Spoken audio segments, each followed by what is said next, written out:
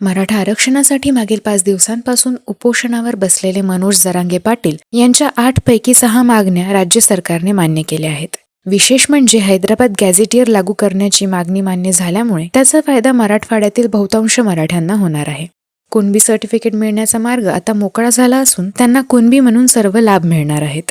Hyderabad gadget म्हणजे 1918 साली तत्कालीन हैदराबाद निजामशाही सरकारने जारी केलेला आदेश आहे. त्याकाळी हैदराबाद संस्थानांमध्ये मराठी समाज बहुसंख्य होता आणि त्यांच्या सत्ता व नोकऱ्यांमध्ये उपेक्षा होत असल्याची नोंद आहे. म्हणून हैदराबाद निजामशाहीने काढलेल्या आदेशात मराठा समाजाला शैक्षणिक आणि नोकरीतील आरक्षण दिले आहे.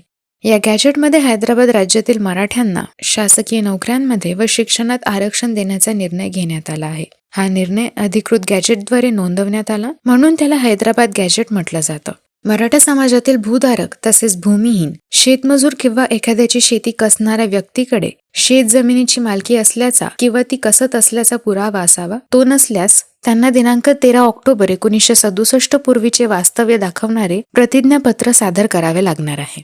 कुळातील किंवा नातेसंबंधातील एखाद्या व्यक्तीला कुणबी जातीचे प्रमाणपत्र मिळाले असल्यास आणि त्याने अर्जदारासंबंधी प्रतिज्ञापत्र दिल्यास स्थानिक समिती आवश्यक चौकशी करून अहवाल सादर करेल.